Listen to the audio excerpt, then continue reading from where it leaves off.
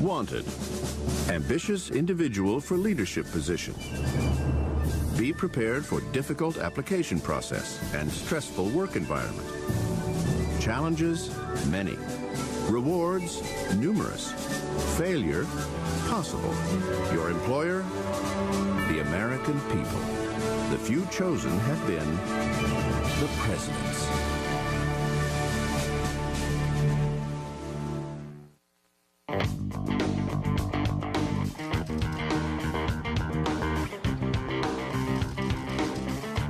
Never in history has there been a job like this. And yet, the American presidency as we know it today may never have existed had it not been for one man. I think one can debate Washington's intelligence and perhaps his political savvy, but what you cannot debate was the fact that this man was the embodiment of the revolution, and in fact now would become the embodiment of the new American Republic. Washington is the only president who was ever unanimously elected, who ever got every single vote in the Electoral College, and he got that twice. Number 1, George Washington, Federalist, 1789 to 1797, 57 years old, from Virginia. George Washington's inauguration took place on April 30th, 1789 at Federal Hall in New York City. As the first man to take the oath of office, Washington added the words, "So help me God," establishing the very first presidential precedent. So help me God. So help me God. So help me God. So help me God. At best, Washington was apprehensive about his new job. After leaving his home at Mount Vernon, he wrote, "My movements to the chair of government will be accompanied with feelings not unlike those of a culprit who is going to the place of his execution. I greatly fear that my countrymen will expect too much from me."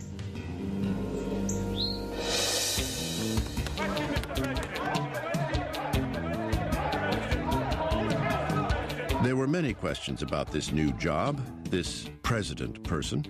People wondered, what do you say? How do you describe this person, this man who was going to head the United States of America? His Excellency? We could laugh about it a bit, I suppose. Mr. Speaker, the President of the United States. But think for a moment what it would be like in our own time if the Sergeant at Arms had to introduce the President today as His Mightiness, His Excellency, His High Mightiness, the President of the United States and Defender of our Liberties. That, in fact, was one of the titles suggested for the President. And he said, no, call me Mr. President. And, I mean, that's a nice gesture. Doesn't mean much, but it's a nice gesture. It almost meant nothing at all. Just weeks after taking office, Washington came down with a rare bacterial infection. Some believe it may have been anthrax picked up on a farm. Washington nearly died, which could have wrecked the fragile new republic.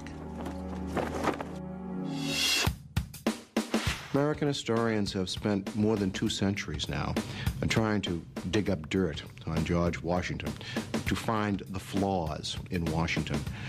It's a tough chore.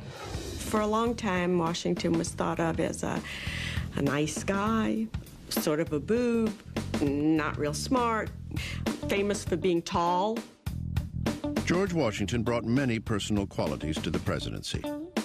His dignity, integrity, and honesty are well known.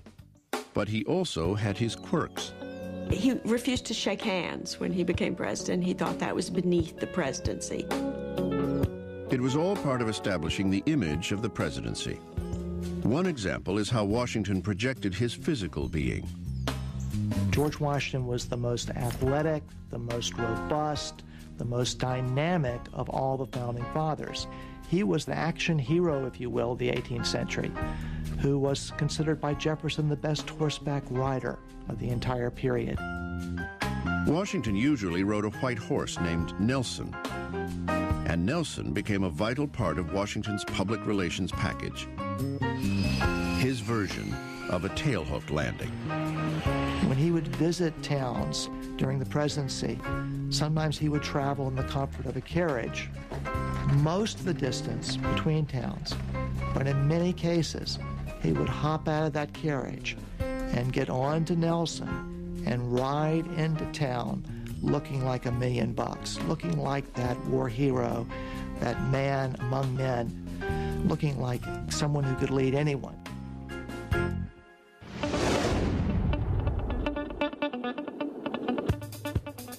Washington traveled extensively during his presidency, deliberately visiting every state in the new Union. Along the way, he bought American landscape paintings. Many still hang at Mount Vernon. By doing so, he became America's first great patron of the arts. Being first was a Washington trademark. We all knew that he was first in war and first in peace and first in the hearts of his countrymen.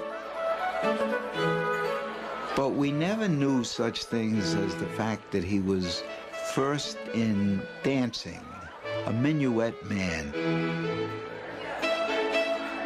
George Washington loved to dance, and at presidential receptions had ladies waiting in line for one dance with the president.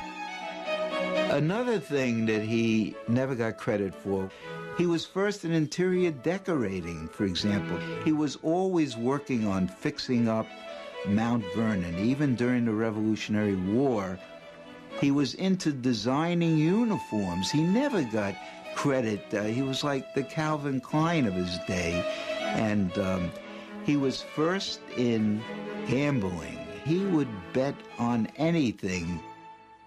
He may have had certain personal foibles, but in terms of political leadership, the man was a marvel. Now, I don't know if Washington fully understood what his role was, but he was a man accustomed to commanding. Washington as a general, the way he commanded was to have frequent councils of war and to get everyone's opinion, and then he would judge. And this is the same way he ran his administration as president. He seems to have been a very, very good judge of character and at the same time a good judge of people's talents. So he surrounded himself with people who would do their job and in the process make him look good. In creating the executive branch of government, Washington hired men he knew and trusted. Brilliant men of great talent. Certainly, his first cabinet is probably the best we've ever had. When you have Hamilton at Treasury and Jefferson at State and Henry Knox at War, it just makes every subsequent one look like a pickup team. A chief among them, of course, Alexander Hamilton. I think bringing Hamilton in as Secretary of the Treasury was his landmark achievement because, in fact, Alexander Hamilton set the course of this country in terms of its economy. What Hamilton did was build the framework of a national banking system.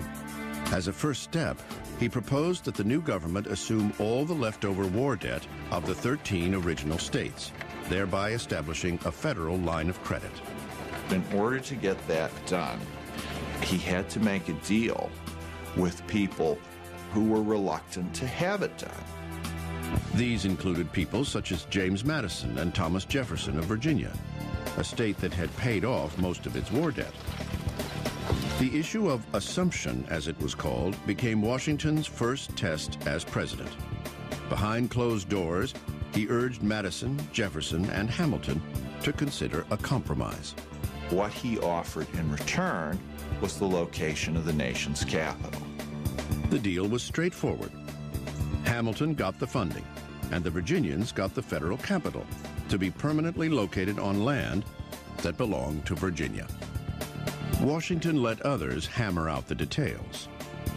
But when it came to choosing the actual site of the new federal city, Washington made the final decision himself.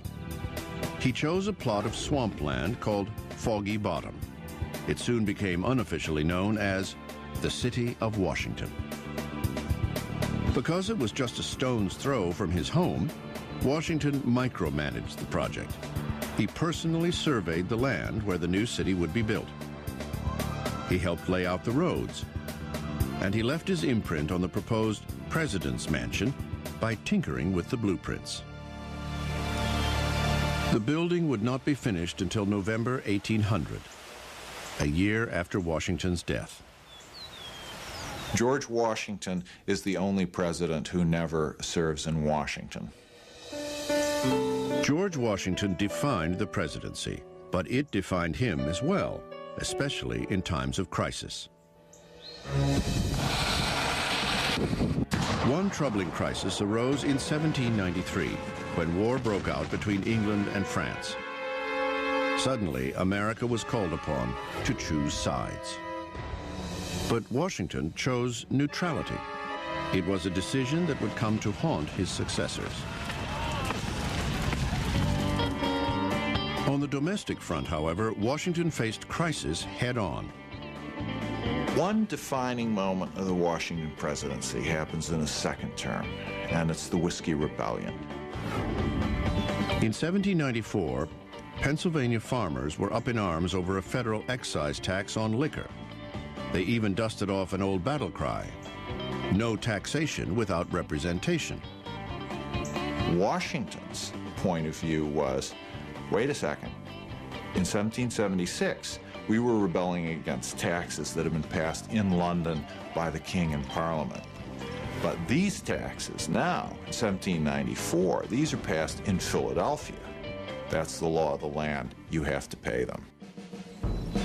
As the nation's first commander-in-chief, Washington personally mustered 12,000 volunteers to march to Pennsylvania. This show of force was all it took to put down the rebellion.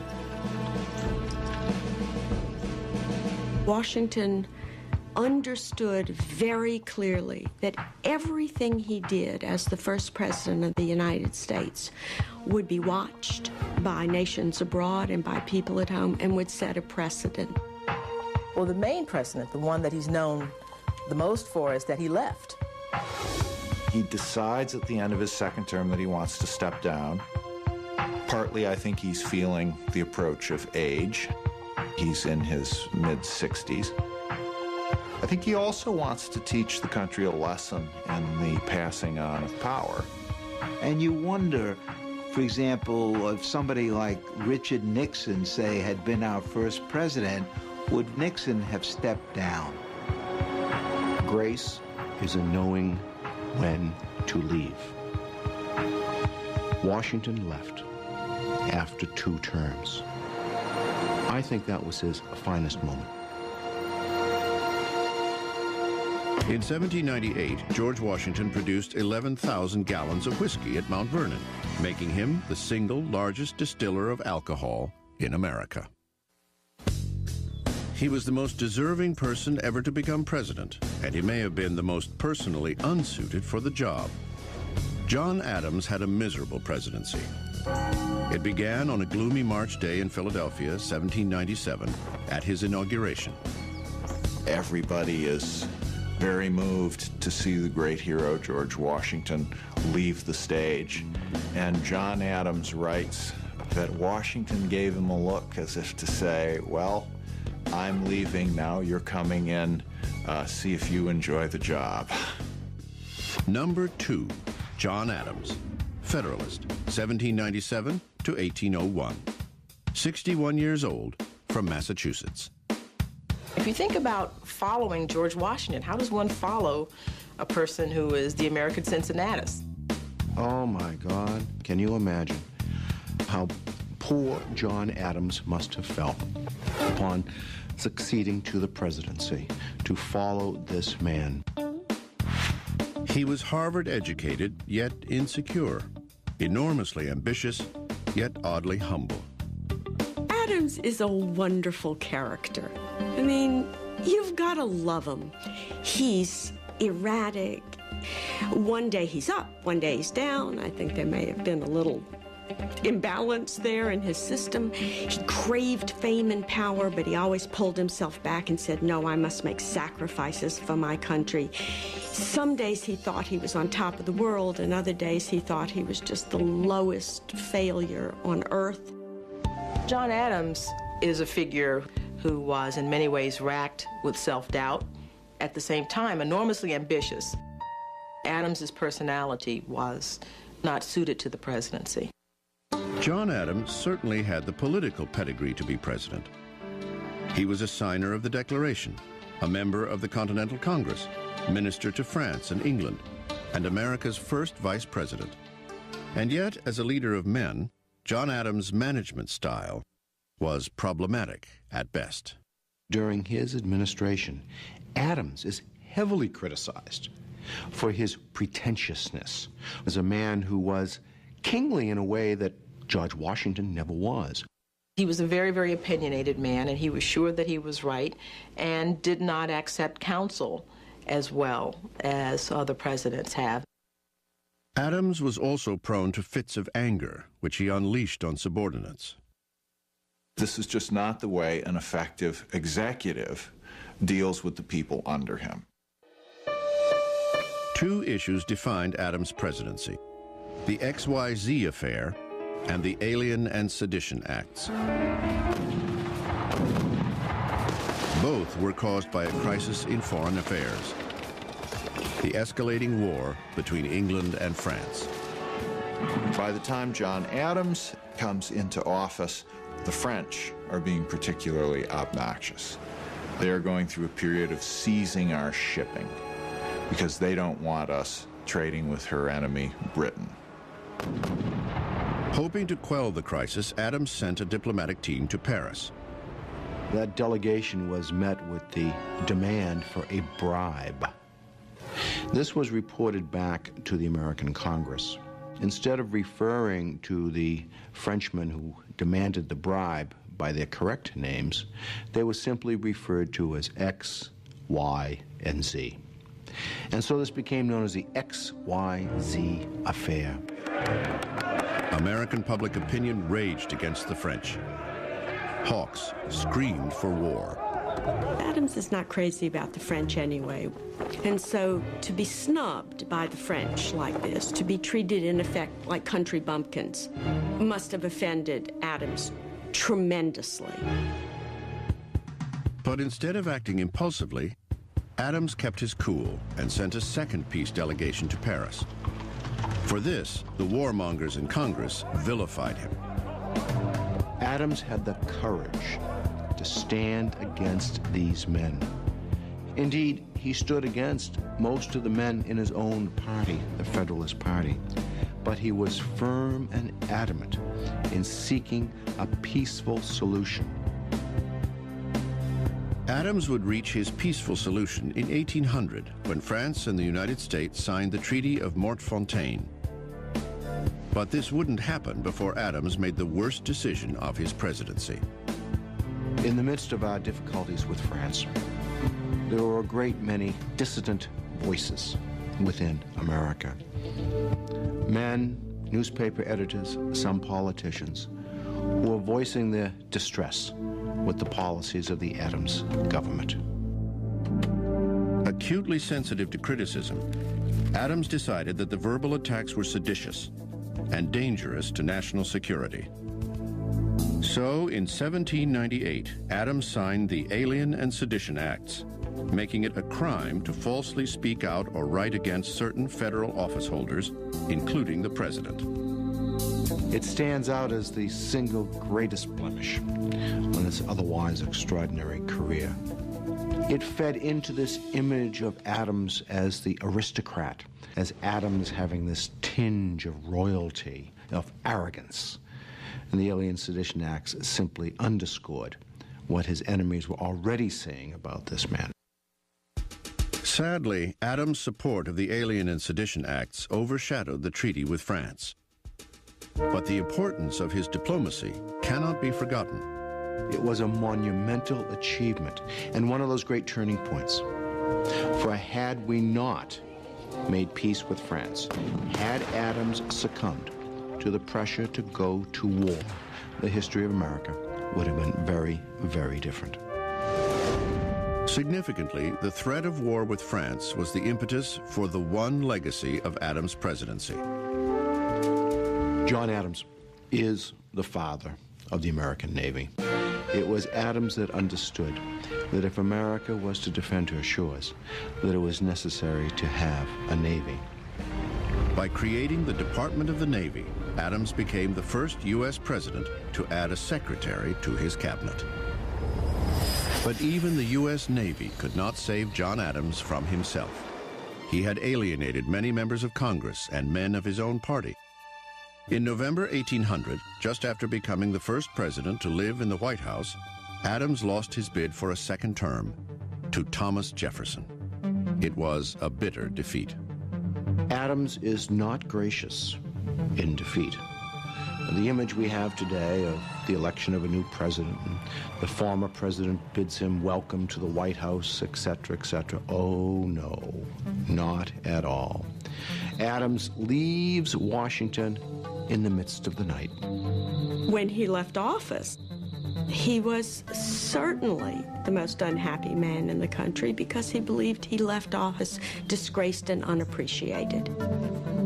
During his own life, John Adams' presidency was regarded as the low point of his remarkable political career.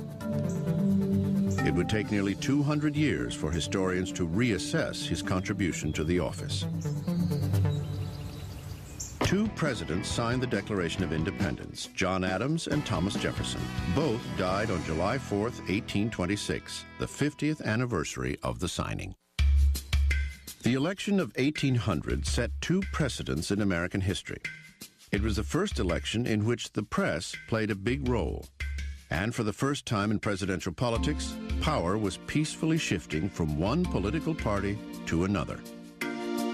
In this highly contentious election, the founding party of the nation, the Federalists, had been defeated, and the popular leader of a new political party was moving into the White House. Number 3, Thomas Jefferson, Democratic Republican, 1801 to 1809, 58 years old, from Virginia. Thomas Jefferson was the first president inaugurated in Washington. On the day of his inauguration, Thomas Jefferson walks to the unfinished Capitol to deliver his inaugural address. In one of the most important statements ever made by a president in any inaugural address, he tells the assembled group, "We are all Federalists. We are all Republicans." But Jefferson did not intend to follow the Federalist model for the presidency. Jefferson believes that his election was virtually a second revolution. He thought the government was going down a very bad path under the Federalists. He thought he'd saved it. Jefferson believed the Federalists had put too much power in the central government. He vowed to reverse that. Well, it's the old adage, of course, a Jeffersonian adage, that government is best which governs least, except when you're elected to office.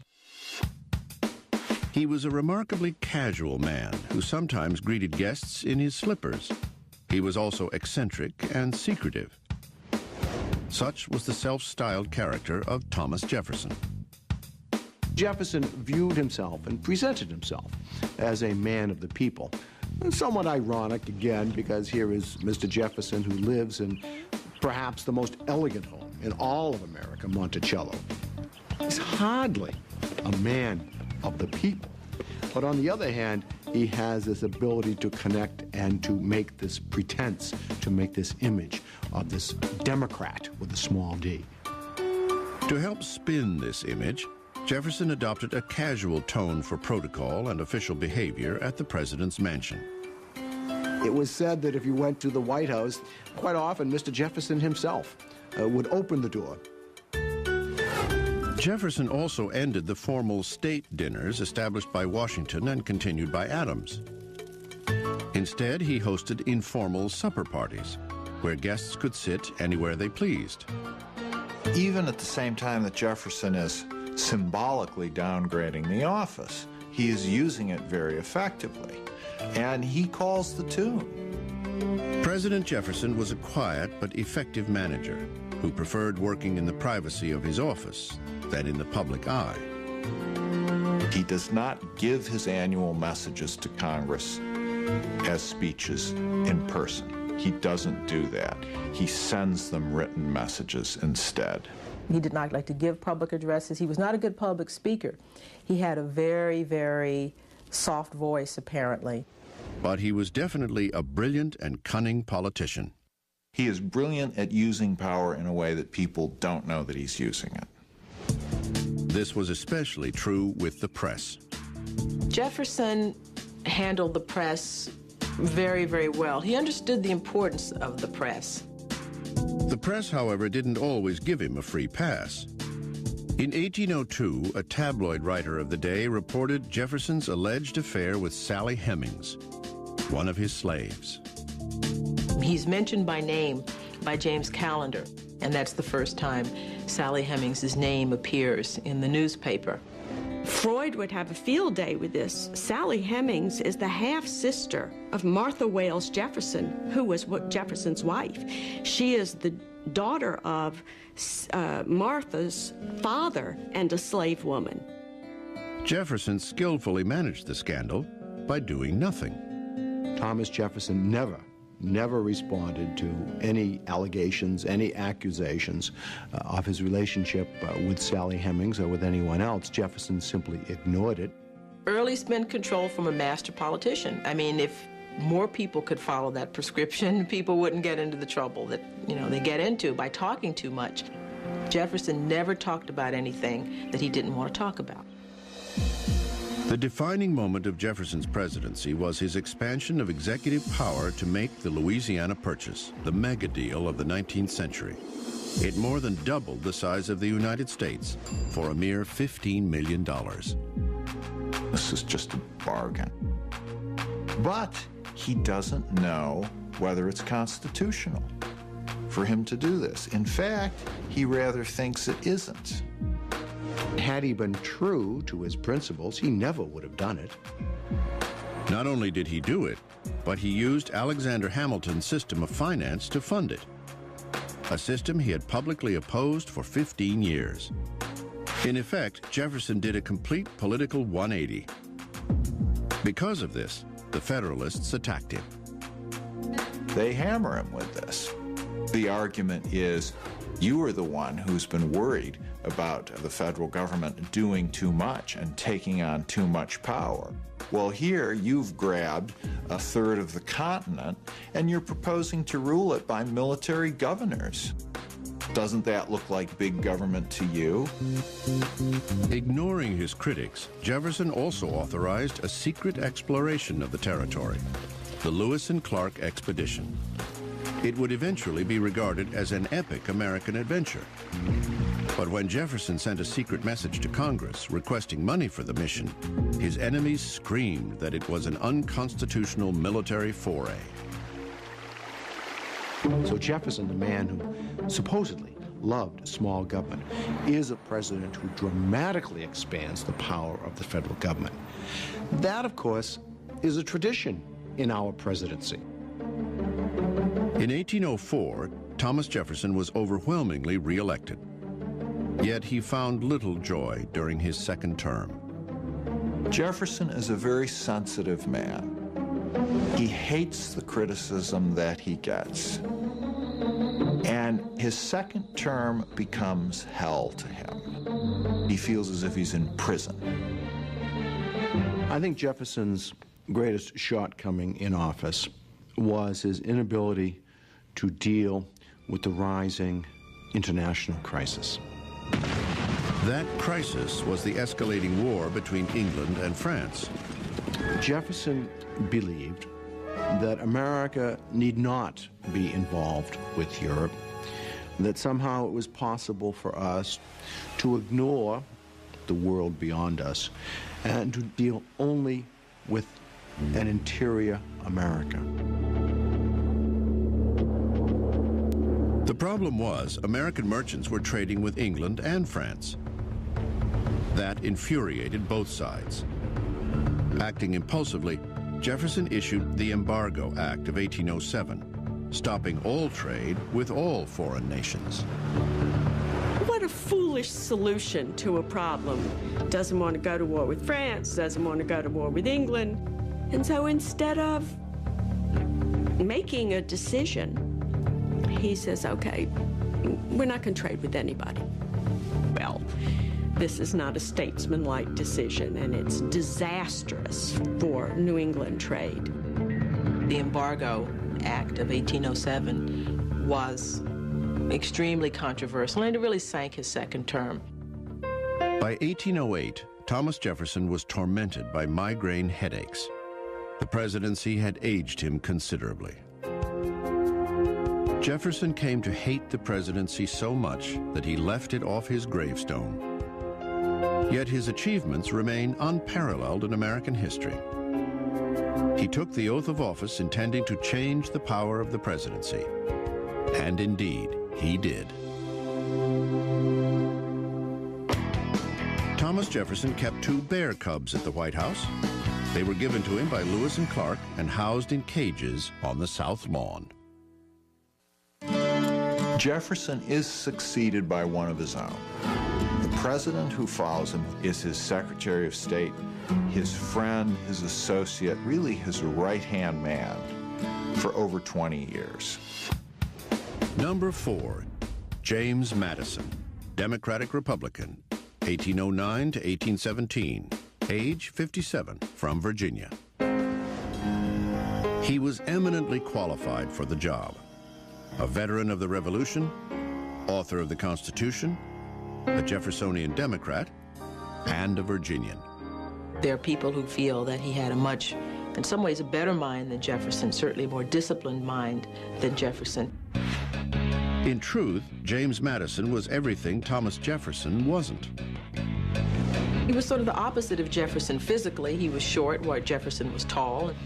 He was funnier than Jefferson. He was known as having a bawdy sense of humor. He had light hair turned gray, blue eyes, was soft-spoken, and not given to rage or small talk. He usually dressed in black. Madison brought something else to the White House that had been missing during Jefferson's presidency: a first lady. Dolly Madison is enormously important in the shaping of protocol. She is a younger, vivacious woman who sparkles, sort of brightens up what is considered Madison's drab exterior. He becomes a much more interesting, exciting figure because of her. The Madisons became known for lavish parties and sumptuous feasts at the White House. These often included ice cream, a delicacy of the day. Dolly's favorite flavor was oyster. As an executive, Madison had an abiding sense of fairness, a calm demeanor, and was always well prepared. This was not only a very smart man, this was a man who did his homework, who did his thinking, who did his studying, and was really prepared for whatever came up. Except for a war, the War of 1812, which ultimately defined his presidency. Madison comes into office with an enormous problem on his hands. Half the country's still pushing to go to war with England, half the country's pushing to go to war with France. And Madison is really pushed by events into the war with England. The War of 1812 was sparked on the high seas. Shortly after Madison's inauguration, the British began seizing American ships and impressing U.S. sailors and merchant seamen. Diplomatic efforts to solve the crisis went nowhere. Finally, on June 18, 1812, James Madison became the first president in U.S. history to ask Congress for a declaration of war. Imagine what chutzpah it took. We declared war on Great Britain. They did not declare war on us. Our Navy in 1812 numbered about 20 ships. Theirs numbered about 1,000. Their army was battling Napoleon and was triumphant. We had barely a militia. It was a foolish thing to do. It is a disaster. We lose humiliating engagements in Detroit and in upstate New York, and the war begins very badly indeed. Madison's troubles grew as the war progressed, especially in New England. There was almost a civil war in 1814 because New England threatens to secede. I mean, New England is so angry, their lifeblood is commerce and shipping. Then, in August 1814, the British raided Washington and burned the president's mansion. Driven from his home, James Madison became the first and only sitting president to face enemy fire. He personally took command of a militia battery outside Washington, but to his embarrassment, the commander-in-chief was forced to retreat. Much as we hate to disappoint the American public who believes America has never lost a war, we definitely lost this war. Our capital was burned. We're defeated on land, on sea. And poor Madison is burdened with this image that he got us into the war. Desperate to end it, Madison sent James Monroe to negotiate peace with England. In December 1814, Monroe succeeded with the Treaty of Ghent, officially ending the war. Then, before news of the treaty reached Washington, America was strangely rewarded with a belated victory at the Battle of New Orleans. The man who benefited most was the defender of New Orleans, General Andrew Jackson. But the victory did little for James Madison. Two important things come out of this war. Dolly Madison saves the portrait of George Washington and the Star-Spangled Banner. But it does tarnish Madison. It's about the only thing he's really remembered for. The War of 1812 brought the American presidency into the politics of international diplomacy and the real world. Foreign issues could no longer be ignored. This is a rude awakening about world politics that Madison gets with the War of 1812. It's a time of the opening up of the presidency, the part of America becoming much more mature. And the president has to play a role in this because he is the symbol of the United States. As with those who came before him and those who would follow, James Madison learned a harsh lesson about the office he helped create. It is not so much about the man, but the unforeseen events which define a presidency. Before the War of 1812, James Madison proposed that the United States, instead of building new ships, should simply rent Portugal's navy. It didn't happen. The election of 1816 was one of the most harmonious in American history. Party politics had seemingly vanished as the country elected another founding father to the White House. Number 5, James Monroe, Democratic Republican, 1817 to 1825, 58 years old, from Virginia. Monroe's a relic. He's the last of the revolutionary generation to hold high office. He's the last of the Virginia dynasty. In person, he cut the figure of the quintessential hero of the Revolution, from his boots, breeches, and ceremonial sword, right up to his cockade hat. The funny thing about James Monroe is that no one ever seems to have thought terribly well of him, except his character. Everybody said he was honest, and everybody said he was trustworthy. But no one ever said he was extremely intelligent. Yet this man must have been doing something right, because he gets elected twice to the presidency by crushing margins. Monroe's presidency was so seemingly amicable that he was unopposed when he ran for his second term. He had, in many ways, a falsely easy presidency. This is supposed to be the era of good feelings. He seems to reign over a period of peace and happiness in America. But not really. Because if you look just underneath the surface, you have Monroe presiding, but he's presiding over lots of stuff that's going on behind the doors. Monroe's management style reflected his personality. He was a hands-off executive who hired great people for his cabinet, then delegated authority. This served him well during the moments that defined his presidency. At the beginning of Monroe's first term, the territory of Missouri petitioned for statehood. In theory, adding a star to the flag should have been cause for national celebration. Instead, it ignited a great political debate over slavery. Would Missouri be a free or slave state?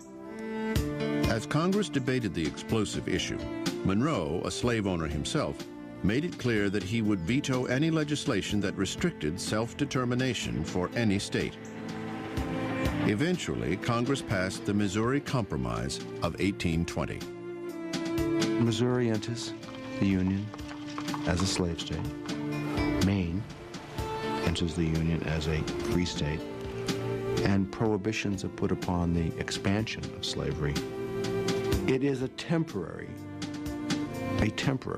solution. Monroe also came up with his own plan. He proposed to return slaves to Africa. Called the American Colonization Society, this led to the founding of Monrovia, Liberia, the only foreign capital to be named for a U.S. president. Unfortunately, this did little to solve the crisis at home. While the slavery question simmered, Monroe faced a border crisis in Florida. The territory was still owned by Spain, but the Spanish did little to govern it. It's a nest of pirates and outlaws, and there are Indian tribes who live there who are certainly not under the control of the Spanish government. By 1818, border incursions were common. Seminole Indians, in particular, were raiding white settlements in Georgia. These raids were often encouraged by British privateers who operated on the Florida coast. In response, Monroe sent troops to the region, led by the hero of New Orleans, General Andrew Jackson. Andrew Jackson ends up being sick and tired of it, and he invades Florida and captures the British and hangs them.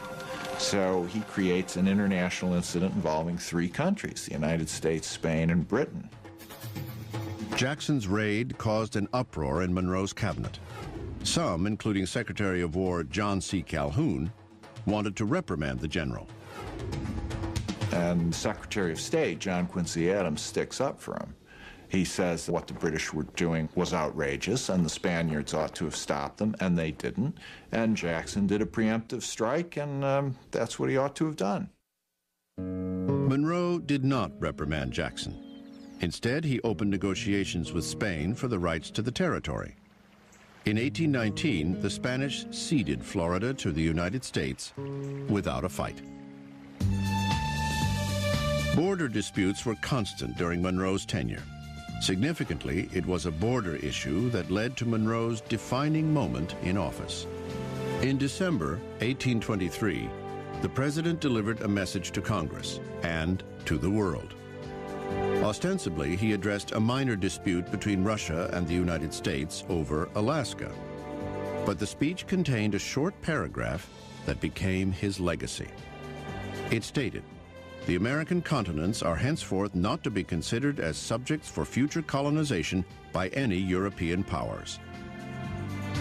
The Monroe Doctrine is our statement that we reject European countries coming in and trying to acquire further territorial gains in this hemisphere. You stay in your hemisphere, we'll stay in ours. It wasn't until 1852 that people began calling it the Monroe Doctrine. By then, it was regarded as Monroe's greatest moment. And yet, he was not the true author. That's a wonderful example of how the presidency is becoming the central branch of the government. And the president is becoming so important. The Monroe Doctrine is written by John Quincy Adams, Secretary of State. But because it happens in Monroe's administration, it's known as the Monroe Doctrine. The end of James Monroe's presidency was a turning point in American political history. He was the last of the revolutionary generation, the last of the architects of the American Republic. These men were not politicians. Their vision of themselves was as caretakers of and leaders of a nation, as good citizens, as statesmen. And I think that maybe marks the difference between the generation of Jefferson and Adams and the generation of Andrew Jackson and the men who come after.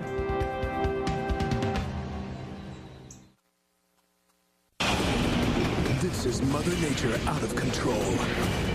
Could these natural disasters have been prevented? How is the latest technology helping us predict the next disaster? And how can history teach us to prepare for next Nature's Fury Week? Begins tonight at 8 on the History Channel.